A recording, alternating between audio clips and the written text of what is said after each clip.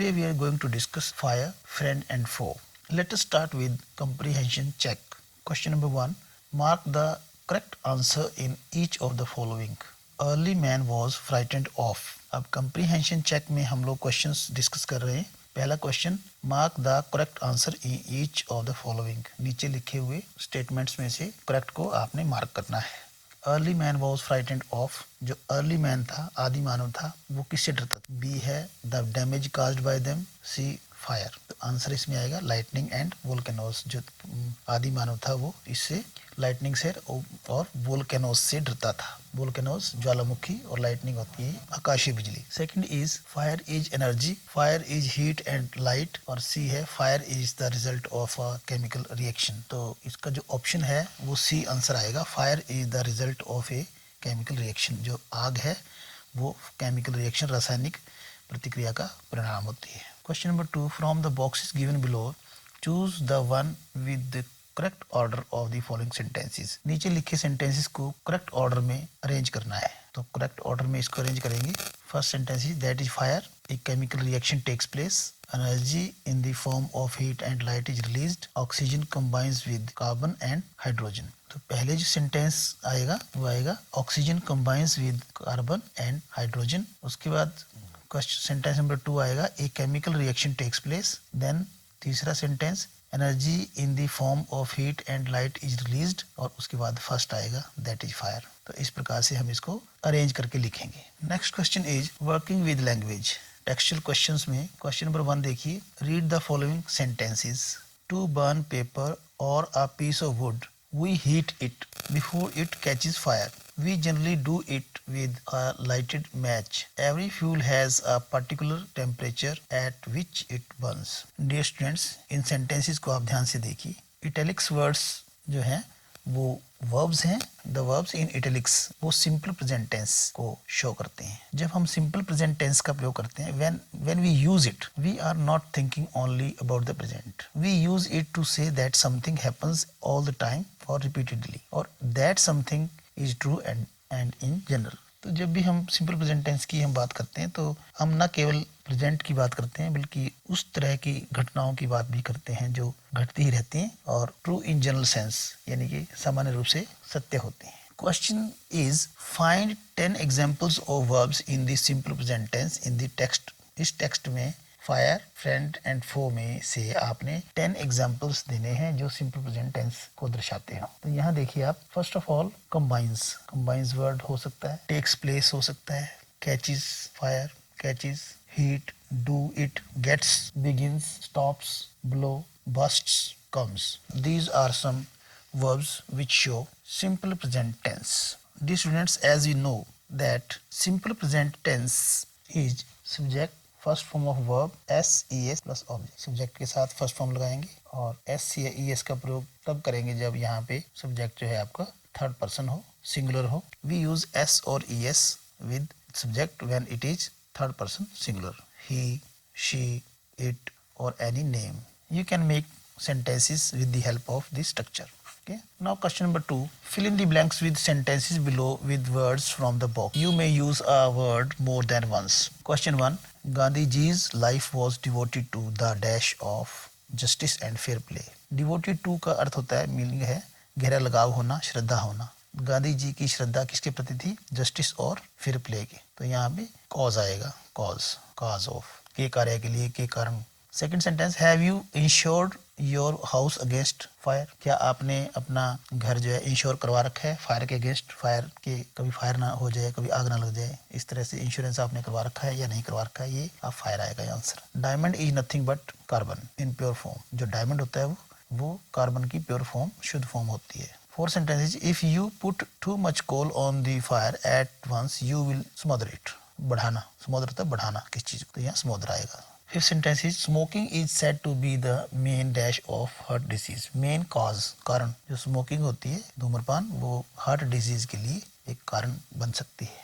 Sixth sentence. when asked by some ambitious writer whether he should put some dash into his stories, Somerset Maugham murmured, no, the other way round. तो इसमें जो है आएगा fire into his stories. यानी कि कुछ तड़क भड़क वाला मैटर डाल दिया जाए तो समरसेट मॉगम ने बोला था नहीं, no the other way round. 7th is she is a dash copy of her mother, she is a carbon copy, तो यहाँ कार्बन कॉपी हम बोले थे ना। 8th is it is often difficult to dash a yarn when you listen to a long speech on the value of time, तो यहाँ भी difficult to smother a yarn, smother means बढ़ाना। Third question is one word with italicized is in each sentence, find its opposite। opposite means as you know, opposite means विपरीत, विलोम। Opposite को आप, opposite word को आप लोग antonym भी बोलते हैं, एंटोनिम। एंटो मीन्स विरोधी, निम मीन्स नाम, नेम, तो ये ग्रीक वर्ड है एंटोनिम, इसका अर्थ होता है अपोजिट वर्ड। और आपने हर एक इटैलिसाइज्ड होते हैं, टेढ़े वर्ड्स के आपने अपोजिट वर्ड्स बताने हैं। First is you were required to keep all doors open. अब यहाँ ओपन जो है वो इटैलिसाइज्ड टेढ़ा वर्ड है, तो इसका जो ओपन का हम अपोजिट बोलेंगे वो क्या आएगा, ओपन शट। ओपन का क्लोज्ड होता है, ओपन का जो अपोजिट है वो क्लोज्ड है, बट यहाँ पे शट लिखा है तो ओपन का शट आएगा आंसर, ओपन शट या ओपन क्लोज्ड। सेकंड सेंटेंस देखिए, people what mark did I get in yesterday's maths test. तो टीचर सेज, टीचर क्या कहता है, you got what you get when you add 5 and 5 and dash from the total.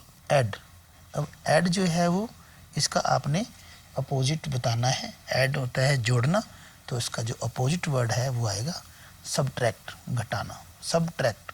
Add का हो गया subtract. Third देखिए, run 4 kilometers a day to preserve your health, run a lot more to it, to dash it. Run 4 kilometers a day, अपने स्वास्थ्य को preserve, संभाल कर रखने के लिए आपको 4 किलोमीटर दौड़ना होता है, दौड़िए।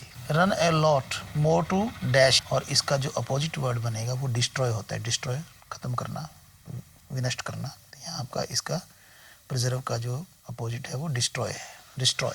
Fourth is if a doctor advise a lean and lanky patient to reduce his weight, be sure he is doing it to dash his income. Doctor किसी पेशेंट को वेट रिड्यूस करने के लिए कहते हैं, तो इसका मतलब ये है कि वो उसकी रिड्यूस का क्या, रिड्यूस जो है इसका अपोजिट वर्ड क्या बनेगा, इंक्रीज हो जाएगा, इंक्रीज। रिड्यूस होता है घटाना, कम करना, और इंक्रीज होता है बढ़ाना।